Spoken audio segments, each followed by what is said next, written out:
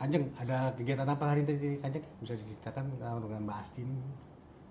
Ya, hari ini kami memenuhi panggilan dari penyidik Polres Depok dalam rangka untuk mediasi klien saya, Mbak Asti, yang mana klien kami ini diduga melakukan tindakan penggelapan dan penipuan. Nah, menurut kami, tadi hasil mediasi, nah perkara ini semestinya tidak masuk ranah pidana. Nah, karena apa? Ini adalah persoalannya mereka ini adalah masalah pembagian harta waris. Nah, tentu klien kami ini dari tahun 2020 hampir 3 tahun menuntut haknya sampai hari ini. Nah, makanya klien kami ini mencari keadilan. Nah, makanya klien kami ingin menyelesaikan persoalan ini secara kekeluargaan dan secara adil. Agar apa? Yang mana hak ahli waris itu bisa diterima oleh Mbak Asti ini secara benar, secara jujur. Ini yang diinginkan klien kami. Klien kami ini tidak ingin yang bukan haknya diambil oleh klien kami. Nah, makanya tadi hasil dari mediasi ini dari pihak klien si pelapor itu berkeinginan perkara ini dilanjutkan, silakan, kami siap untuk menghadapi itu kalau memang itu yang diinginkan oleh terlapor, dan klien kami pun siap dengan bukti-bukti yang ada yang dia pegang sampai saat ini. Nah, persoalannya dia sekarang, kenapa saling lapor? Ini kan persoalan waris yang harus diselesaikan secara musyawarah dan benar. Kenapa? Tentu kita memahami juga dalam hukum Islam bahwa harta waris itu jika diambil dengan tidak benar, apalagi menzolimi klien kami, haram hukumnya. Nah, disinilah akhirnya klien kami dilaporkan di Polres Depok yang diduga klien kami melakukan penggelapan dan penipuan berkenaan dengan sepeda ataupun jam arloji. Setelah kami pertanyakan dengan klien kami sendiri tidak mengerti apa yang dilaporkan oleh terlapor, masalah jam dan masalah sepeda. Nah, disinilah kami akan melakukan upaya hukum apapun untuk pembelaan terhadap klien kami, sampai manapun akan kami kejar mencari keadilan. Nah, dengan demikian klien kami tetap dengan pendiriannya bahwa itu adalah hak waris yang harus diperjuangkan karena klien kami masih mempunyai anak kecil. Nah, inilah seorang ibu yang memperjuangkan hak-hak untuk anaknya. Nah, maka hari ini klien kami coba melakukan untuk musyawarah pada hari ini di Polres Depok, tetapi itu gagal kami lakukan, dan mereka mengatakan bahwa akan melanjuti. Menurut kami ini adalah perkara perdata, tidak ada unsurnya perkara pidana. Ini menurut pandangan kami. Demikian. Kalau Mbak Asti bisa ceritakan kronologi seperti apa sih Mbak? Bisa dibilang perebutan ya warisan seperti apa Mbak? Bismillahirrahmanirrahim. Assalamualaikum. Agak kenceng dikit Mbak. Bismillahirrahmanirrahim. Assalamualaikum. Terima kasih kepada kerabat media. Saya Asti Banuarti. Saya selaku istri dari almarhum suami saya, Insinyur Haji Supriyatno, yang dimana masa hidupnya dia anggota DPR dari Komisi 11. Kronologi dari peristiwa ini bermula dari meninggalnya almarhum, bahwa setelah meninggal almarhum saya mendapatkan begitu banyak tekanan, seperti ada laporan pertama, mohon maaf ini sudah laporan ketiga kali. Pertamanya saya dilaporkan dengan dalil yang sama, pencurian dalam keluarga Harley, motor Harley suami saya gitu, dimana itu pun menurut saya masih ada hak saya di dalam situ. Naik sidik lagi gitu. Ini juga yang terakhir kembali lagi naik sidik lagi, dan menurut saya itu tidak adil ya. Ini menurut saya sungguh sangat membuat saya tertekan selama 3 tahun dan saya tidak mendapatkan hak-hak yang seharusnya saya dapatkan. Itu dilaporkan oleh siapa, Mbak? Oleh anak tiri saya. Berarti anak yang dari yang isi pertama itu ya? Bahwa yang mesti diketahui ada yang ikut andil dalam masalah ini gitu. Apa aja Mbak mungkin yang dilaporkan selain diduga membawa harta waris itu? Mungkin ada laporan lain yang... Iya ada. Yang pertama tadi motor, yang kedua saya dapat laporan lagi di Mabes TPPU di tahun 2022 atas dasar memakai uang di rumah sakit suami saya sendiri gitu. Saya dikatakan membayar lawyer dari uang rumah sakit tersebut, yang dimana seharusnya apabila saya memakai uang dari rumah sakit, itu pun uang dari rumah sakit suami saya itu sah-sah saja. Tapi pada saat itu saya bisa membuktikan kepada penyidik bahwa uang yang saya bayar untuk lawyer itu hasil dari pribadi, uang rekening saya sudah di-print juga sama penyidik. Beberapa bukti saya membayar dengan rekening pribadi saya, tidak ada sangkut paut uang rumah sakit sama sekali. Selama 3 tahun saya menjalani ini, saya tidak pernah mendapatkan hak saya dari rumah sakit tersebut. Ya, Mbak, sorry. Tadi kan Mbak menyebutkan bahwa dilaporkan oleh anak tiri dari almarhum ya. Nah, itu sedikit tarik, dia kemarin ada berapa putra putri sih anaknya? Apa dia sendiri? Apa ada pihak lain yang ikut melaporkan Mbak juga? 3. Tiga. Ada anak Dan tiga-tiganya melaporkan Mbak? Enggak, cuma 1. Cuma 1. Terkait tudingan yang tadi yang diduga membawa lari harta almarhum. Ya. Mungkin sejauh ini secara itu gimana? Maaf untuk membawa lari enggak, ini kan pasalnya penipuan sama Oh, udah penipuan. Yang sekarang.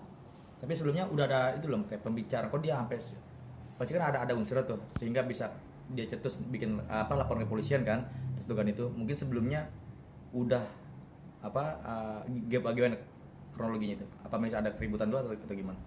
Keributan iya, kita kan ada sempat ribut-ribut masalah yang pertama ya saya dilaporkan di Polres Depok juga gitu, masalah motor akhirnya berkelanjutan menjadi panjang, dan saat itu proses mediasi yang menurut saya tidak ada keadilan sama sekali untuk saya dengan tertindasnya saya saat itu, karena status saya sudah naik sidik. Ada tipu muslihat justru di situ, justru yang berhak melaporkan tipu muslihat itu saya. Tapi saya mencoba untuk memediasikan ini sebagai ibu sambung. Saya selalu mencoba dalam 3 tahun untuk kita bermediasi, kita berbicara keluarga bahwa saya meminta hak saya dan anak saya tidak Pak, terdapat. sebenarnya almarhum ini sudah membagi warisannya ke Mbak atau ke istri sebelumnya seperti apa sih Mbak, mungkin diceritakan itu? Ya, mohon maaf sebelumnya info dan dokumen yang kukuh yang sudah kami dapatkan dan bukti bahwa pembagian yang pertama gonogin itu sudah ada keputusan bersama dan dikuatkan dalam putusan pengadilan perceraian. Seperti itu. Tapi katanya Mbak ada yang merasa kurang adil dalam pembagian warisan, seperti apa nih Mbak? Karena nama saya dan anak saya dihilangkan secara mutlak di perusahaan tersebut, rumah sakit. Kok bisa Mbak? Dengan pertama itu ada laporan dari Polres Depok di mana saya buta hukum saat itu. Saya tidak mengetahui apa yang terjadi, saya tidak tahu bagaimana harus menghadapi ini, dan tipu muslihatnya adalah saat itu rumah sakit dinilai 9 miliar ya. Pembagian untuk ini. Pembagian untuk nggak apresialnya. Mereka membilang 9 miliar, boleh dicek sekarang gitu berapa. Dan saya disuruh menandatangani beberapa akte perdamaian, ada 3 akte, dan itu saya tidak boleh membahas sama sekali kepada kuasa hukum ataupun kerabat, bahkan saya harus bertanda tangan di hari itu juga. Mbak, isinya dibaca nggak isinya di dalam surat pernyataan tanda tangan itu, dibaca nggak isinya? Mungkin apa sih, ingat nggak kata-katanya apa? Bahwa salah satunya saham itu, setengah dari saham itu harus dikasih ke mantan istri. Seperti itu, dan saya mengalihkan seluruh saham saya kepada anak satu saya. Jadi nama saya dan anak saya benar-benar hilang dan tidak ada di rumah sakit sama sekali. Berarti bisa dibilang Mbak ini dalam tekanan dalam menandatangani seperti itu. Iya, betul. Karena diduga ada ancaman tadi ya, laporan. Iya, ada laporan, bukan ancaman karena memang laporannya sudah terjadi dan sudah naik sidik. Saat itu saya dilaporkan pencurian dalam keluarga. Padahal motornya itu motor suami saya, posisi surat-surat di saya, kunci di saya memindahkan dari rumah kami di Depok, saya pindahkan ke Cilandak. Itu masuk ke dalam pasal pencurian dalam keluarga dan naik sidik. Pada dasarnya surat-surat dan kunci di saya, dan saat itu saya hanya memindahkan untuk membawa ke bengkel karena posisinya sudah mati. Oke Kanjeng, hak-hak lain apa nih yang Kanjeng akan perjuangkan nih untuk saat ini? Ya, memang di dalam hal Mbak Asti ini kan memang dia ini sudah cukup lelah ya, tetapi apapun itu dia tetap mengusahakan, dalam arti musyawarah tadi gagal. Nah tentu Mbak Asti ini merasa hak-haknya itu yang dia belum dapati, ya kan? Seperti perusahaan PTS ya. Jadi di situ kan almarhum, karena beliau ini kan istri kedua dari bapak suaminya kan. Jadi di situ kan sahamnya masih ada 80%. Nah, karena Mbak Asti dulu kebutaannya tentang hukum, jadi dengan ketidaktahuannya dia, nah pada akhirnya saham itu semestinya dia kan harus memiliki saham itu. Nah, sekarang saham 80% itu baik Mbak Asti sendiri, baik anaknya sendiri pun sekarang semua sudah ada sekali namanya Mbak Asti dan anaknya. Nah, inilah dia mencari keadilan. Nah, pada akhirnya ada dugaan RUPS yang pada tanggal 26 Oktober di tahun 2020 itu diduga itu ada keterangan palsu. Nah, akhirnya klien saya melaporkan ke Bareskrim.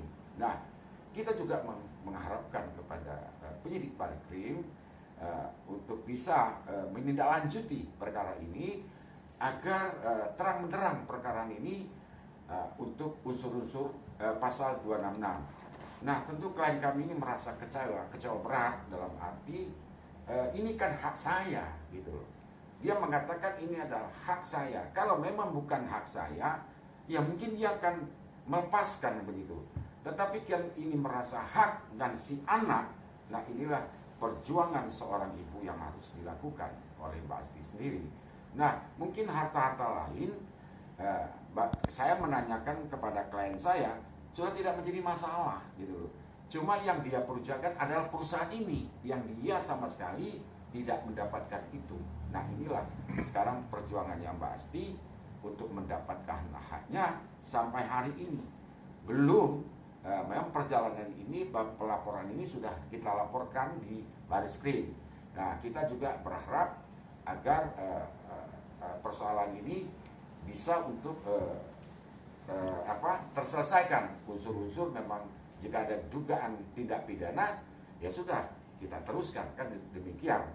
Nah, dalam persoalan ini bahwa Mbak Asti ini tadi saya kembalikan kepada Mbak Asti sendiri, apa langkah-langkah sikap yang dia harus ambil. Nah, dia tetap sekarang ingin memperjuangkan terutama untuk anaknya. Ini yang Mbak Asti perjuangkan, bukan untuk semata-mata pribadinya, karena di situ ada anaknya almarhum. Nah, tentu anak ini kan butuh pembiayaan lagi yang sangat besar yang harus diperjuangkan Mbak Asti ke depannya. Nah, inilah dia harus habis-habisan dia menguras tenaga selama ini. Orang mungkin melihat Mbak Asti tetap enjoy, tapi kalau di rumah dia cengeng, nangis. Ini yang menjadi persoalan kita. Nah, disinilah akhirnya Mbak Asti ini tetap tabah dan tetap sabar. Semoga keadilan ada pada diri klien kami. Nah, jadi yang diperjuangkan sekarang ini adalah di Bareskrim. Nah, mudah-mudahan kami juga tadi juga saya sampaikan kepada waktu di mediasi, di mana tipu muslihat ataupun kata bohong terhadap klien kami di dalam penggelapan dan penipuan. Nah, ini yang kami pertanyakan. Sekali lagi, semoga kalau unsurnya tidak terpenuhi di Polres Depok, ya kami minta SP3. Hentikan ini, penyidikan ini. Karena ini kan adalah perjuangannya dia, perjuangnya Mbak Asti. Sekali lagi, untuk demi anaknya. Kanjeng tadi tapi kayak dikatakan penggelapan ada sepeda juga, jam seperti apa nih Kanjeng? Nah, mungkin Mbak Asti bisa jelas. Ini WhatsApp mediasi itu. Ya. Tadi disebutkan ada Kamera, Mbak. tiga sepeda dan satu Ya. jam tangan. Mm. Di mana yang 2 sepeda ini saya tidak mengetahui apa-apa gitu. Barang suami, cuman saya tidak mengetahui posisi tepatnya di mana dan dituangkan dalam akta tersebut dan saya suruh ditandatangan. Untuk jam sepeda yang satunya, sepeda Brompton itu milik pribadi saya sendiri, yang dimana semua tahu itu punya saya membelinya dengan sendiri, banyak bukti, ada buktinya juga. Dan satu lagi jam tangan itu milik mutlak suami saya, belinya pun bersama saya pada saat kami menikah. Padahal sepeda itu dia ada bukti pembelian di Surabaya. Dia beli COD berapa? 60 juta ya? 60 juta. 60 juta. Sama teman saya. Nah itu pun dilaporkan. Nah ini halu di pelapor ini. Ya kan demikian itu. Ada bukti pelaporan. Sedangkan saya tanya Mbak Asti ngerti nggak sepeda disebut? Saya mana tahu itu sepeda. Saya tidak sampai sekarang tidak tahu itu sepeda. Begitu juga jam. Nah itu dia bisa buktikan fisiknya apa dia yang melaporkan. Nah ini kami kira mengada-ngada ini laporan ini, Bukti gitu loh. kepemilikan. Ya itu pemilikannya apa, gitu loh. Ya kan. Sedangkan Mbak Asti ini ada juga, ya mungkin dari pemikiran beberapa masyarakat, mungkin pikiran orang bahwa Mbak Asti ini dengan almarhum ini dikasih, dibuktikan bahwa dia bukan dikasih. Ini surat nikah. Tahan, Mbak. Ya, Tengah dulu. ya kan ini surat nikah. Tahan. Berarti nikah resmi lagi. Iya nikah resmi nih. Ya kan? Ini bisa tahu tanggal berapa coba? Ya kan? 7 Nah, November. coba. Nah, ini kan nama suaminya. Jadi Mbak Asti ini nikah resmi sekali negara. Ada juga orang yang mengatakan ya, Mbak Asti ini dikasih dengan almarhum. Banyak. Iya kan? Ini faktanya dia nikah resmi. Gitu. Tahan, Mbak. Kan kasihan kan orang nikah resmi dibilang nikah bawah tangan. Nah inilah. Nah ini makanya faktanya bahwa dia nikah resmi dan nikah negara. Kalau nikah resmi berarti ada diatur juga undang-undang waris juga ya Kanjeng? Iya dong, ya kan? Oke. Ya, tadi termasuk kembali lagi tentang saham, sebenarnya nilainya berapa tuh Kanjeng? Itu disebut